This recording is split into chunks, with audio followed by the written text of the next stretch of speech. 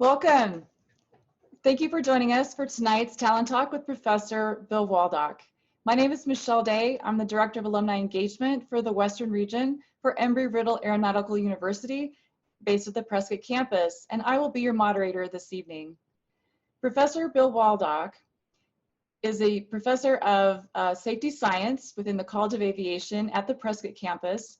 He has been teaching and developing safety programs for over 38 years to over 12,000 students, myself included, and many have gone on to industry positions within the government or safety positions within the industry and government. He has been investigating aircraft accidents for over 30 years. He is sought after by news organizations for his expert opinion. He is also the creator and developer of the S. Harry Robertson Safety Institute for the Aircraft Accident Investigation Lab. He is a retired U.S. Coast Guard officer, and he is also a pilot. So after the presentation, we will have a question and answer session where we will answer those questions that were submitted ahead of time and those that you submit during the presentation. So please feel free to go ahead and put those in the Q&A section. We're very glad you're here with us tonight. We're very grateful that Bill Waldock is with us. And Professor, I hand it over to you. Good evening, everybody. You always have to unmute before you can talk to anybody. See if this is going to work. And there we go. It's been a wild ride. I'll say that. 38 years, it doesn't seem like it could possibly be half that, but at any rate, I've enjoyed almost all of it. And I wanted to start this thing tonight with a little bit of a discussion about the Spanish flu. Some of you know a little background on why I have been so interested in it, but I just wanted to run through some relatively current data. This all came from the CDC. They have a very good set of information about various aspects of all the pandemics, but the Spanish flu is one that they study a lot because it happened 100 years ago. And it's by far the worst that we've ever had in the United States. Hopefully it stays that way. We know that the current pandemic is having a devastating effect, as I mentioned, around the world. We haven't seen anything like this in a long time. But in 1918, just some facts for you, population of the United States was only 103 million. The population of the world was about 1.8 million. It's somewhere north of 7 million these days. The First World War was in its fourth year. And in that year, Spanish flu became a pandemic. We think it probably started in Europe, probably because of some of the just horrendous conditions that had been in existence for actually years by that point of the war in the trenches. Probably started somewhere in 1917.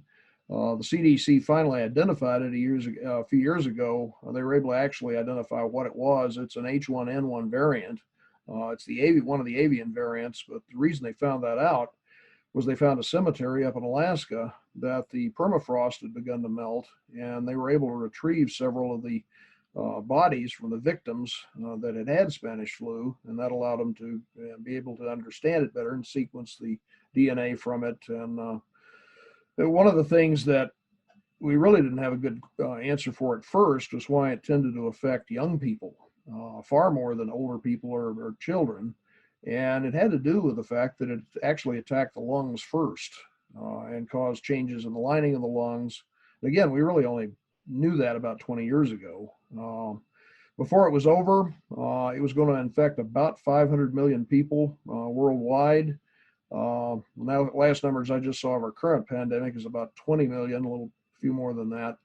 So hopefully we don't come anywhere near that. It killed anywhere from 20 to 50 million people around the world, which is about half again more than the war killed. And that same set of information that was developed about 20 years ago allowed us to understand that it could have killed as many as 100 million around the world. In the United States, through the 2 years it raged here, it was going to kill about 650,000. At that time, there was no cure. They really didn't have any reliable preventative measures beyond isolation. business and school closures, no reliable treatment. If that sounds familiar, it should be. Masks became required in a lot of places, although at the time their effectiveness was unknown.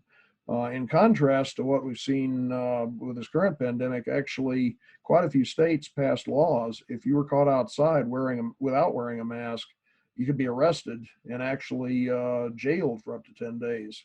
So a little bit more of a concern that you had the mask on. And I've got a few pictures from that era. Again, widespread use of masks. One of the problems they had was they had so many victims, they didn't know what to do with them. People would get sick. In some cases, they were crammed into makeshift hospitals, tents. Again, I think we're seeing things like that today. If you can see the doctor and the patient and the nurse, you notice what they're not wearing. And particularly the nurses that were working those cases during that era had a very, very high rate of infection, and quite a few of them actually died. And my personal interest, I've studied this thing for a long time, and actually it's a personal thing for me because my great uncle, Jack Milton White, enlisted in the Army in October of 1918 and reported down to San Antonio to Camp Travis, which is one of the basic training facilities they had down there. He'd been there about 3 weeks, and on the 23rd of October, I got this information from a combination of his death certificate and an Army report that I was able to find, Ancestry.com, to give them a pitch. That's actually how I retrieved it. But on 23 October, he reported to the base hospital, he was coughing up blood. And over the next 3 days, he got progressively worse. And on the 26th of October, he actually died at Camp Travis. His death certificate lists the cause of death as pneumonia secondary to influenza. And I can remember my grandmother described, he was her brother, and I can remember her talking about that. They were very, very close. He was 30 years old when he died, so he's a little bit on the high side in terms of enlisting, but very patriotic and wanted to get involved in the war, and turned out he didn't make it. And some of the pictures from Camp Travis, somewhere in my archives, I've got a picture of him when he was 17 years old. Actually look a lot like him, but a little bit about how the Spanish flu developed. It came in 3 waves, and probably, again, it started over in Europe in 1917, and a lot of those soldiers rotated back to the United States. The first period where it's really identified is in March of 1918. It was Fort Riley, Kansas. And that first period lasted up into the fall. It seemed to burn itself out across the course of the summer.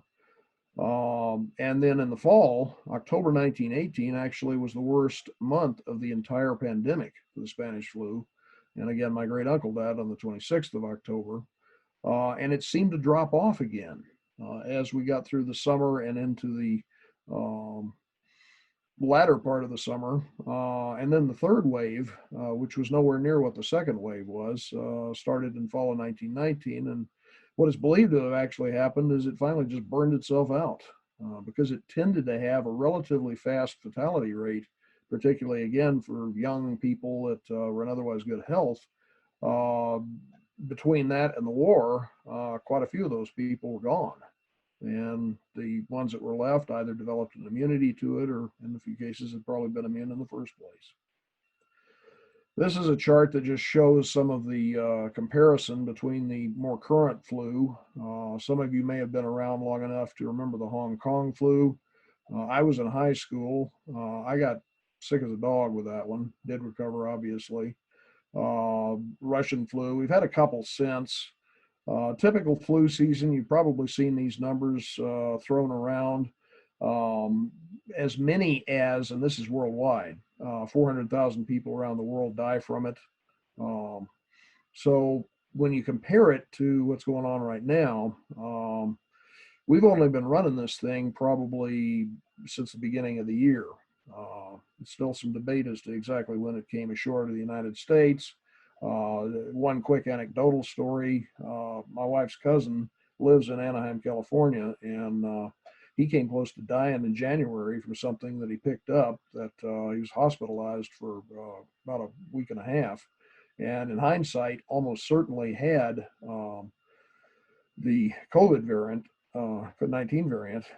He had been an usher at Disney on Ice at one of the stadiums out in Anaheim. And when we start looking at the effect, obviously a lot of things very, very bad have been happening.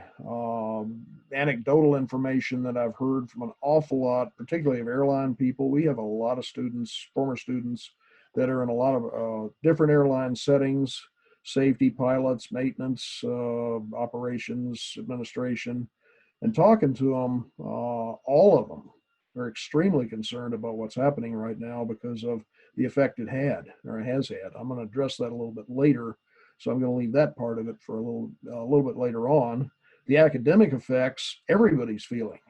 I'm a classroom teacher. I've been doing this for 38 odd years.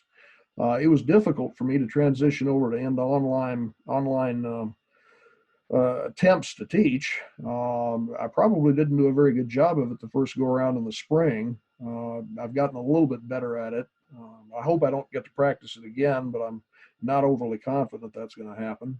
But at any rate, it has had a tremendous effect on academic institutions across the board, K through 12, university level, training, all the way.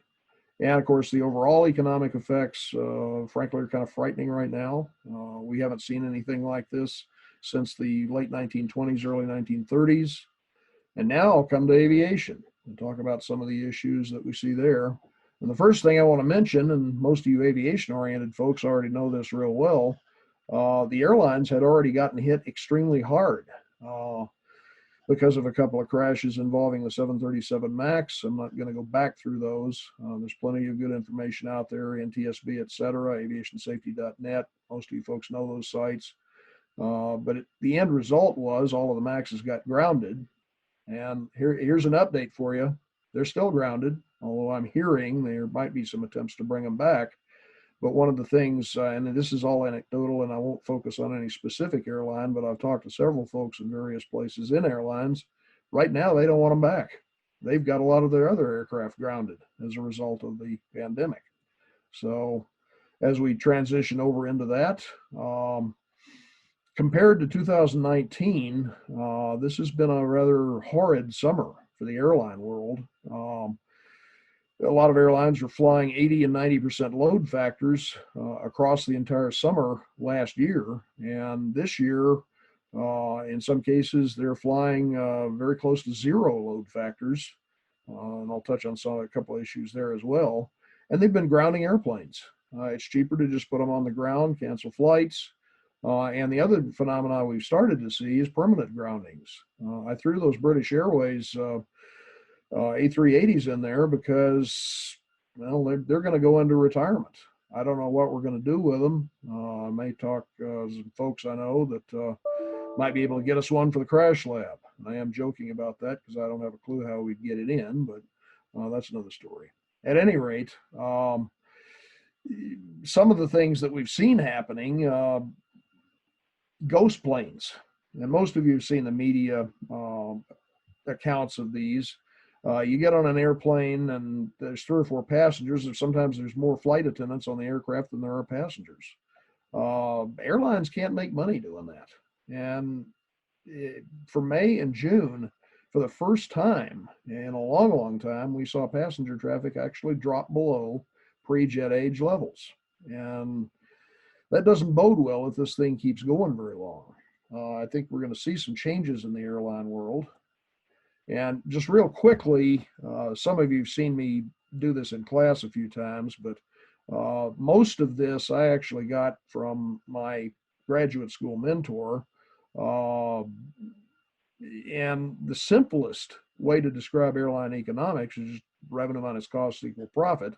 And as long as you have more revenue than you do cost, you end up with a positive. And one of the things that he always used to say was that airlines operate a lot like a public utility rather than classic businesses. And sometimes the revenue side of things are hard to control because what attracts a passenger to a particular carrier versus another one?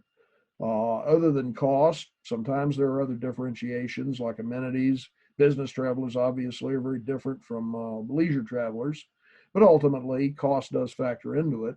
And we've seen some real success stories after the Airline Deregulation Acts in the 1970s. Southwest has figured out how to do it. They have one aircraft type with many variants of it, but that gives them a better business model than some other carriers that might have a half a dozen or a dozen different aircraft types, depending on the carrier. But the bottom line is, if your load factors are as low as they are now, you're burning through all your reserves. And unfortunately, a lot of airlines started the year in real good shape, and now they're starting to head toward bankruptcy, or in some cases, we see more mergers, very, very likely, as weak airlines succumb and stronger airlines maybe merge with them. And I think I'll shut up on that because I might put Bill Thompson to sleep again. So we'll press on. The other thing, it was kind of a side effect. And I'm a little surprised nobody really saw this coming more than they did. When you put an airplane on the ground and don't fly it, don't start it, don't do anything with it for a while, even if you put it in some place that's extremely dry, like southern Arizona or a lot of places in California, if it sits there long enough, it starts deteriorating. Some carriers were doing maintenance on a regular basis on their MAXs already. Some carriers were doing routine maintenance on the other types of aircraft that they had grounded. But one of the things that showed up, I like to call it sticky valves, and it seems to be unique to the 737 NG or classic fleets. If you're not familiar with that, the NGs are basically the 8 and 900s, and the classics are everything else. They've been grounded for quite a while, and there were 4 in-flight engine shutdowns because of the 5th stage bleed air valves being hung up in an open position due to corrosion. And why that's important is because if you can't close the darn thing and you start pulling power back far enough, you induce a compressor stall that could conceivably cause an engine shutdown. And that's what happened in 4 cases.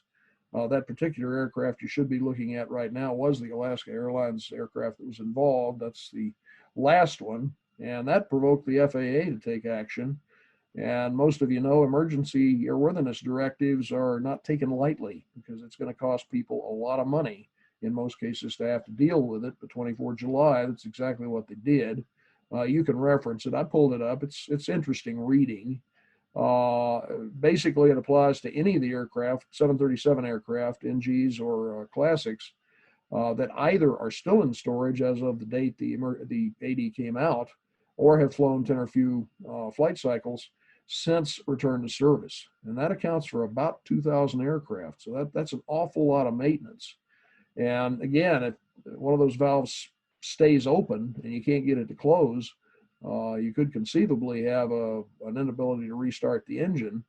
The AD has some interesting remedial actions you have to take, but you can probably guess why that's important. Is because you got a 2-engine aircraft, and what happens if the valves on both engines stick open? And most of you have seen these slides or variants of them over the years. These are all circumstances where the aircraft lost all the propulsion engines. And in the Air Canada case and the Air Transat case, both of those were fuel exhaustion accidents for different reasons. They're accidents only because of the amount of damage. Because in both of those cases, the pilots were able to get the aircraft to a runway. And we have United 173. Most of you remember that one from 1978 because I talk about it a lot, because that's the primary reason why United Airlines started the cockpit resource management programs. Some of you might not remember Avianca 052, which is the Colombian airliner 707 that crashed on Long Island. On approach into or trying to get to JFK.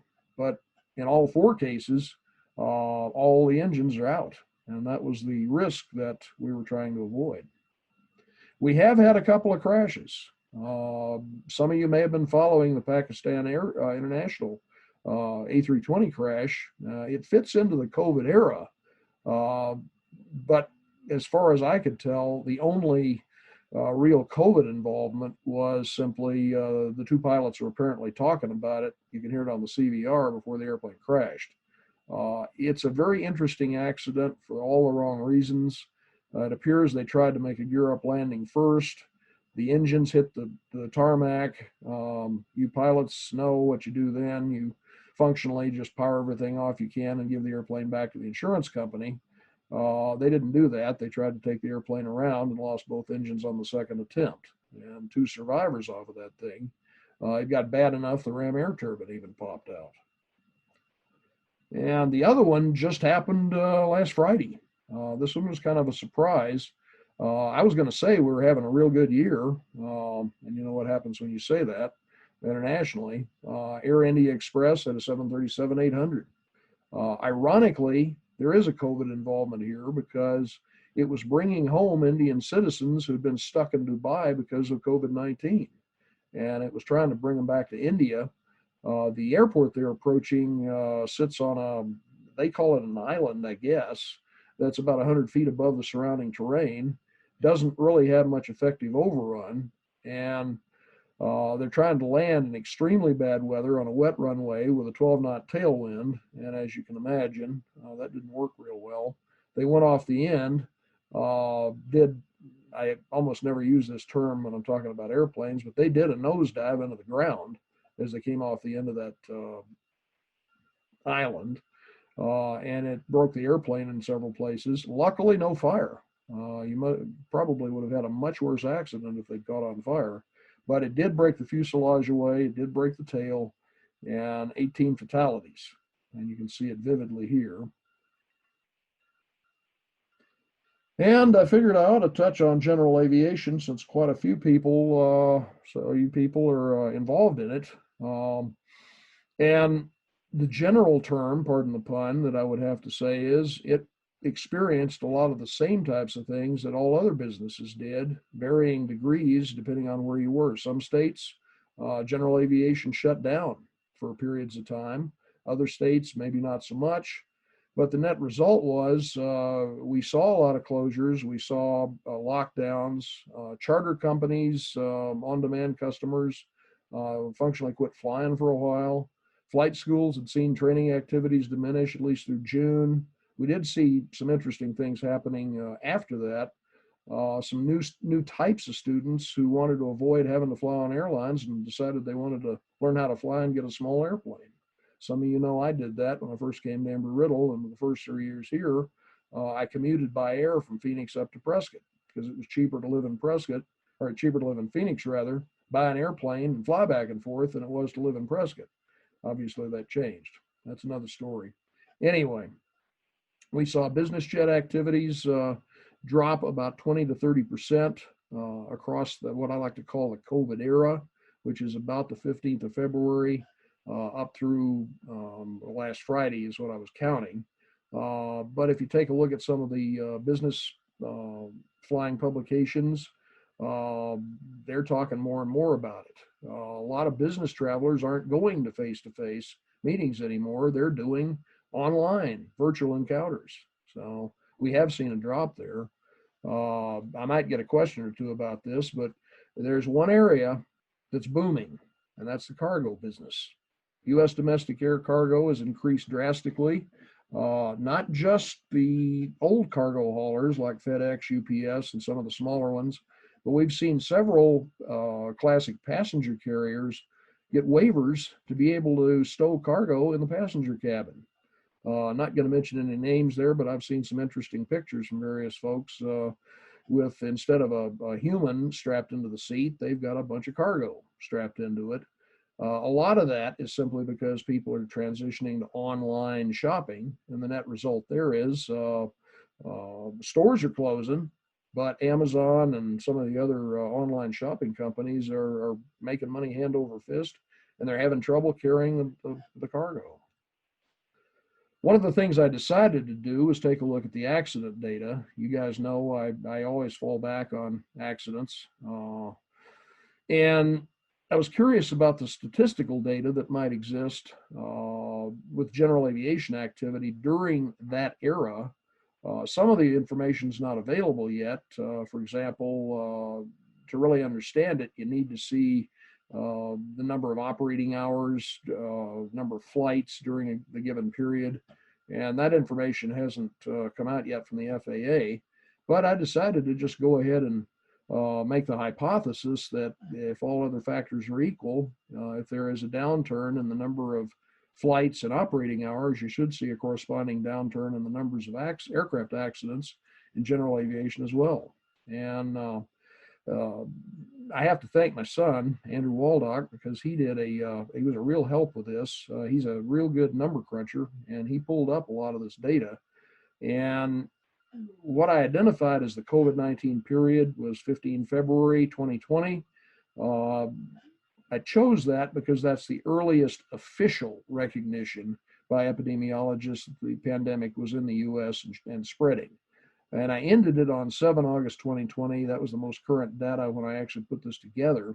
And what I decided to do is compare it to several years previously. And I chose 2019 and 2018 because they were the most immediate preceding years. And I picked 2015 just to give a little bit of wider spread on the data. And these are the results. And not surprising, one of the things that we had noticed for quite a while, at least the last 10 years, is the accident rates have been pretty static. We've reached our level of acceptable risk. AOPA, Flight Safety Foundation, a whole bunch of different letter organizations do a real good job trying to enhance safety. But at some point, if you're going to fly, you're taking a risk. And what I found in 2020, just to kind of touch on a few of these things, and these are the data that we pulled together. Accidents are actually classified as that 550. Of those, 114 of the accidents were fatal. 459 of them were airplanes, 91 of those fatal. Helos had 60 accidents. This does not include the Kobe accident because that preceded all of this. And then I compared it to the other 3 years. And without going too far down the rabbit hole of statistics, you can see in 2019, we had a fairly bad year. You had 827 total accidents and 199 of them were fatal. In 2018, a little bit more accidents, a few less fatal, so it actually got a little worse. 2015, same type of trend. And if you take a look at the estimates of reduction, and these are, I think, at this point, estimates only, we saw a 20 to 30% reduction in flight hours during that period of time. And lo and behold, if you do the just simple statistics comparing these numbers, you'll see that 2020 had somewhere between 20 to 25% fewer accidents, 20 to 25% fewer fatal accidents, maybe a little higher on that one. Essentially, what happened was the number of flight hours dropped and the number of accidents and fatal accidents dropped correspondingly.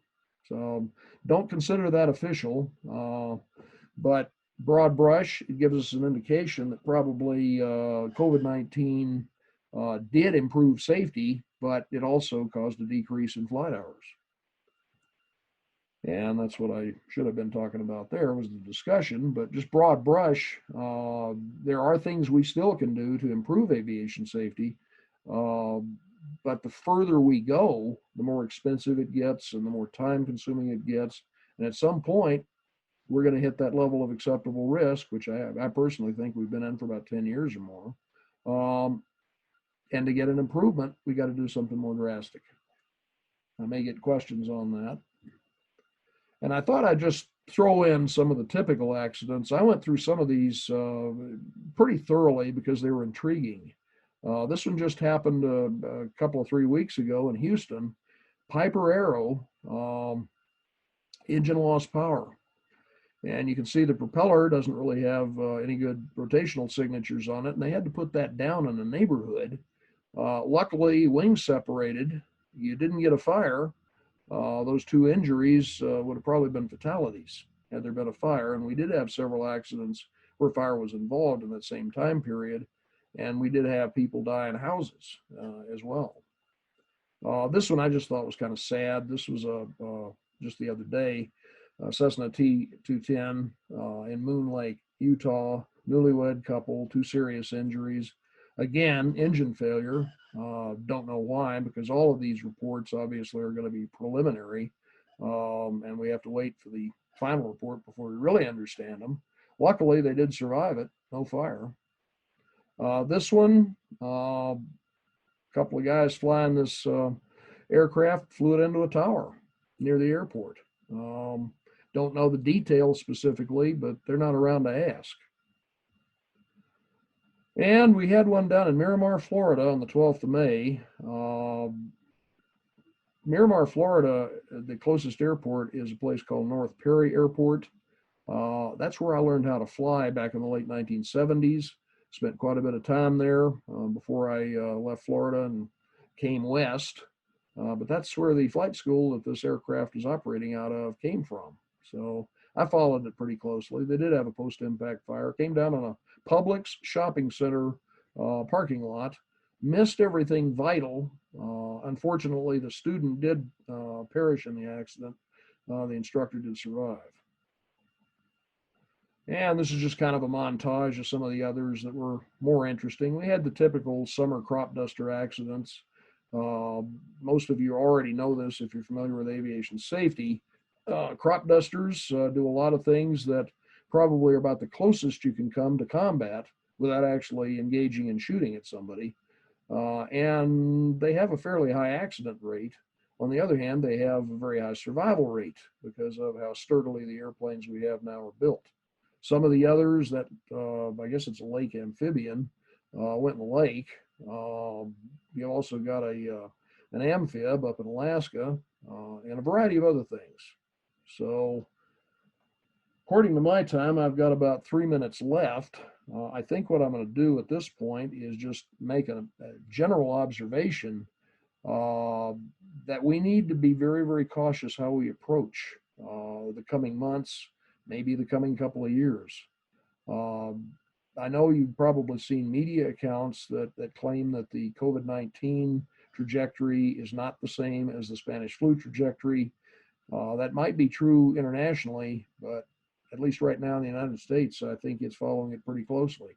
So I would anticipate we're going to get another surge once we start getting into fall and winter, when everybody, at least in the northern half of the country, decides it's too cold outside and tries to stay inside. So take the remedial measures you need to take. Follow the instructions. Personally, I'm wearing a mask most places I go. I do wear gloves when I go to the grocery store most of the time. I've slipped a couple of times. I'm sure everybody has. One other observation on masks: don't reuse them more than a few times. If you're going to be in a crowd, don't reuse them at all. And I think at that point, I'm going to shut up and address whatever questions might be out there. So Dave, I'm going to go off of my presentation now, and I thought I'd throw that up there. That's a few years ago. I'll also mention one of the problems with being shut in is you tend to eat more and exercise less, and I'm experiencing the consequences of that. So. All right, Bill, thank you so much. This has been very, very interesting. So I have some questions for you. Okay, I'm going to stop sharing. Well, you want me to leave that up? You're good. Yeah, you're fine. Okay. Okay. Ugly mug in that engine to sell. Okay. So this first question says, looking at the near to intermediate future, do you believe that liability clauses will have a greater level of importance in aviation employment contracts, particularly regarding passenger-facing flight crew members in the post-COVID world? That's the first part of the question. Do you want to go ahead and answer that, and I'll go with the second one later? I'll use some of my investigative skills, and I'm guessing that's probably from a flight attendant, but we got to get more passengers flying. And until we get a handle on the pandemic itself, I don't think you're going to see a lot of passengers flying. we do need to take the precautions. And I would expect at some point, once we do return to, I hate to use the term a more normal, but a more normal environment, I expect they're talking about a hold harmless statement. I would expect to see something like that probably being brought into play. Okay. The second part of the question is, do you envisage an emerging safety subculture where crew members who can attribute sickness, such as COVID, to work-related duties will utilize existing non-punitive safety reporting systems, for example, SMS, to voice their concerns? I would see that developing on the part, particularly of flight attendants. The SNS program, I don't think was originally intended to deal with something like a viral pandemic. So obviously there are going to have to be some modifications, but yeah, I think that probably is going to be something that develops. Okay. And then the next question, coming from a purely aviation safety and accident investigation mindset, with human factors considerations in mind, how prudent is it to require or even recommend that people wear medical masks while on a plane? Are we trading perceived safety for actual safety? In case of an emergency, could medical masks hamper the donning of oxygen masks for crew members as well as passengers, cutting into the time of useful consciousness? Also, could the wearing of medical masks by crew members interfere with giving effective instructions due to the muffling of sound and not being able to see lips or facial expressions? It's an interesting question. I'd start with the observation that you got to figure out which risk is worse. Depressurizations are the primary reason the passengers would be using a mask, oxygen mask in the first place. I would suspect that the risk of contracting COVID far outweighs anything risk associated with having a problem ripping off the mask, the N95, or actually I'd probably just suggest wear the surgical masks that just go around your ears that aren't full head masks. Those, if they're made right, can be almost as effective as the N95s. Those come off very quickly. Actually, all I have to do a lot of times is take my glasses off and I inadvertently take them off. Right, yes. True. If you've got a depressurization situation, I'm not sure if the numbers have changed much. I know I'll mention that airline that had the engine CFM56 blade and the C1 compressor fail and poke out a passenger window.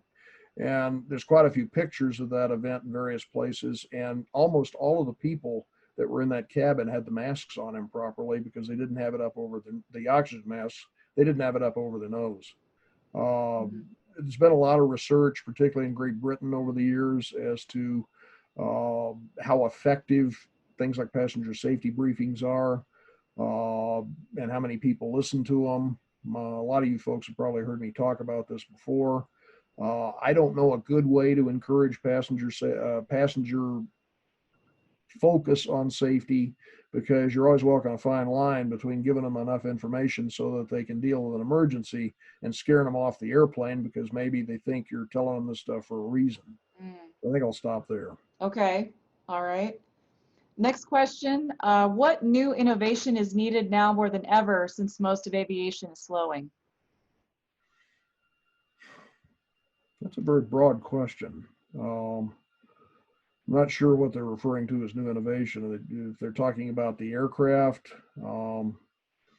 I might see a change in the way we deal with cabin pressurization and how we maintain a particular environment inside the cabin, whether we use isolation, which we don't want to do in a situation like this, and just recirculate the air, or do we go to 50% or even what a lot of us are doing in our cars now, just leave it on vent full AC and you're exchanging air 100%. One of the things, there are some gadgets available now that claim that they can destroy COVID-19. I'm not going to recommend any of them because I haven't really looked at them seriously enough. Most of the commercials for them tend to be at 1 o'clock, 2 o'clock in the morning anyway. So I would suspect that the effectiveness might be rather in question. Okay. Next question, as airlines, investigative agencies, et cetera, adapt to an aircraft accident response during a pandemic, what advice would you offer an air carrier operator regarding adapting their emergency response plan for an accident? Probably modify the types of bloodborne pathogen suits they use. Definitely have a lot of masks, a lot of, one of the other things in that type of environment you worry about is the mucous membranes in the eye as well. Rather than have the masks that have the vents in them, you want sealed masks. Sometimes those do fog up on you, but I would see that being an issue if you're just looking at the COVID-19. The other problem you've obviously got is protecting the investigators against people in the aircraft that might have an active case. There's a lot of other bugs out there that we worry about. Most of the focus historically has been on AIDS and hepatitis. But we've got a lot of others that are bloodborne as well. And you know, I would see an increased focus on protective techniques and protective equipment in accident investigation. Okay. And then we had one typed in on our question and answer section. It says, in regards to Pakistani crash, 737 does not have a RAT. That's an interesting point, because they have a picture of it. Oh, I didn't know. The Pakistani crash was an A320. If I said 737, oops. Okay. All right, sounds good. So, thank you. I cannot thank you enough for doing this for us. I appreciate all the time and effort that you put into this. And I just wanted to share with our viewers just some personal things that I've noticed. We had, in 2016 was the AOPA fly-in to Prescott. And the AOPA group wanted to add a tour to their weekend of the accident investigation lab. And so I helped those individuals set up the tour, and we went with you as our tour guide, Bill. And Chris, when he came from AOPA, when he came back the second time, he said, I am a different pilot since I went on that tour with you. That is huge to me. I still remember in your class some of your lessons. I don't remember much of anybody else's classes, but I remember yours. So you have made such an impact on aviation, on all of those 12,000 plus students, and we just love you and appreciate you. And thank you so much for being with us this evening. Thank you, Michelle. And I just one final note. I get asked a lot of times why I've stayed here all these years, and I can sum that up. It's the students. Yeah. Yep. We are all Eagles, and we've got some really nice comments in the chat. Bill Thompson said, thank you, Professor Waldock. You have influenced and saved so many lives. Thank you. And thank you for the presentation and appreciate it. So with that, everyone, I hope you have a wonderful and safe evening. And we'll see you at future Zoom events that we have from alumni engagement. So thank you, Bill, and have a wonderful evening. You too. Good night, everybody. Good night.